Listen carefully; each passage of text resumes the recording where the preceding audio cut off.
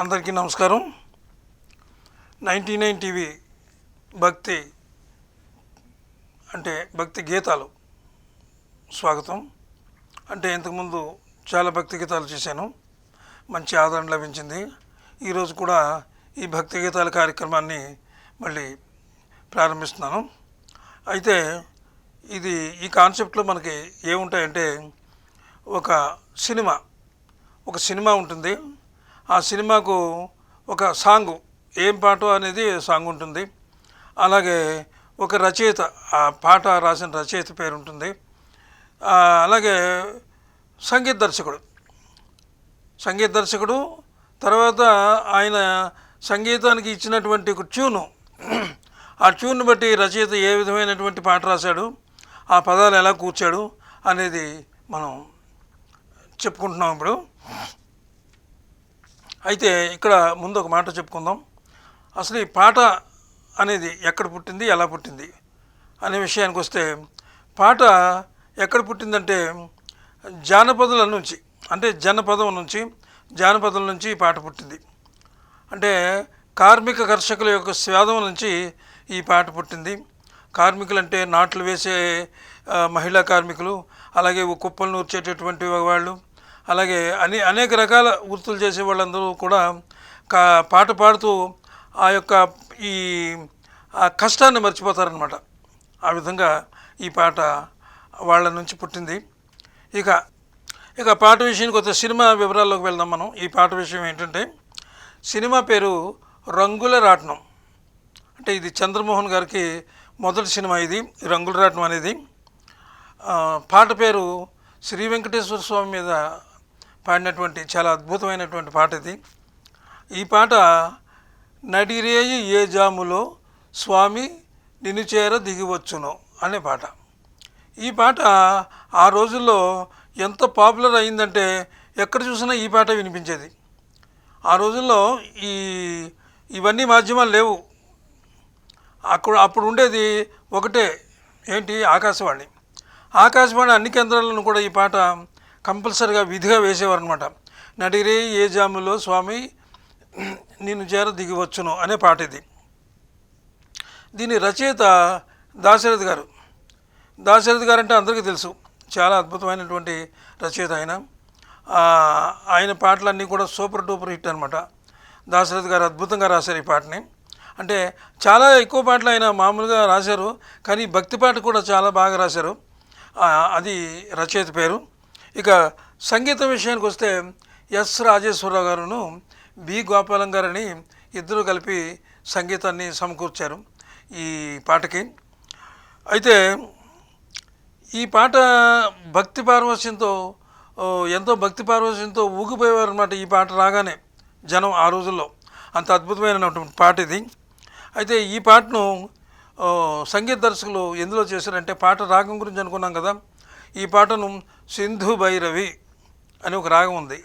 ఆ సింధు భైరవి అనే రాగంలో ఈ పాటను చేశారు. చాలా అద్భుతమైన పాట ఇది. ఇక పాట సంగీత దర్శకులు ట్యూన్ ఏమి ఇచ్చారు ఈ పాటకనంటే, ఆ ట్యూన్ బట్టే రచయిత పాట రాయాలి. కాబట్టి సంగీత దర్శకులు ఇచ్చినటువంటి ట్యూను ఇప్పుడు ఏమిటో చూద్దాం. ఆ ట్యూన్ ఎలా ఇచ్చారంటే,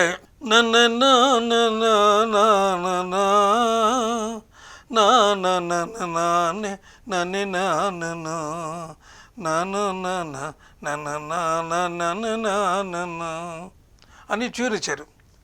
ఆ ట్యూన్లో ఆ మీటర్లో సరిపోయేలాగా పదాలు కూర్చాలి దాంట్లోకి. ఆ పాట ఎంత అద్భుతంగా ఆ పదాలు కూర్చారు అంటే, ఆయన నడిరేయి ఏ జాములో స్వామి నిన్ను చేర దిగివచ్చును, తిరుమల శిఖరాలు దిగివచ్చును, మమ్ముగన్న మాయమ్మ అలవేలి మంగమ్మ.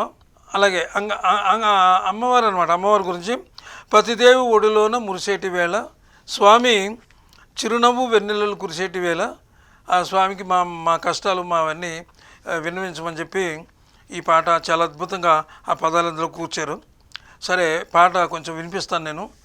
నేనేం గాయకుడిని కాదు, అలాగే సంగీత దర్శకుడిని కాదు. ఏదో గేయంగా చదివేసే కంటే ఒక చిన్న ఒక లయబద్ధంగా వినిపిస్తాను. అందులో ఎక్కడైనా తప్పులు కానీ, అలాగే గమకాలు కానీ ఎక్కడైనా ఏమైనా వాటికి ఇబ్బందిగా, గమకాలు సరిగ్గా పరకపోవచ్చు, ఎందుకంటే ముందే చెప్పాను నేను సంగీత దర్శకుని కాదని. అది మీరు అన్యదా భావించవద్దు. ఆ పాట మీకు వినిపిస్తాను ఇప్పుడు. నడిరేయి ఏ జాములో స్వామి నిన్ను చేర దిగి వచ్చును, తిరుమల శిఖరాలు దిగి వచ్చును. నడిరేయి ఏ జాములో స్వామి నిన్ను చేర దిగి వచ్చును, తిరుమల శిఖరాలు దిగి వచ్చును. మముగన్న మాయమ్మ అలమేలు మంగమ్మ, మముగన్న మాయమ్మ అలువేలు మంగమ్మ, పతిదేవు ఒడిలోన మురిసేటి వేళ, పతిదేవు ఒడిలోన మురిసేటి వేళ, స్వామి చిరునవ్వు వెన్నెలలు కురిసేటి వేళ, విభునికి మా మాట వినిపించవమ్మా, ప్రభువుకు మా మాట వినిపించవమ్మా. నడిరేయి ఏ జాములో స్వామి నిన్ను చేర దిగి వచ్చును, తిరుమల శిఖరాలు దిగి వచ్చును. అంటే ఈ పాటకు ఆ రోజుల్లో బంగారు నంది అవార్డు పురస్కారం లభించింది. అంత గొప్ప పాట అన్నమాట ఇది.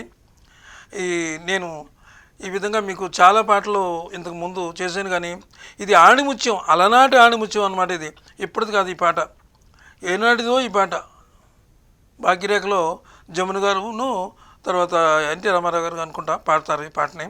ఇంత అద్భుతమైన పాట ఇది. మరి ఈ పాట ఈ పాటతోటి మనం ఆపుదాం. రేపు ఒక మంచి పాటతో మళ్ళీ మీ ముందుకు వస్తాను. అందరికీ నమస్కారం, సెలవు.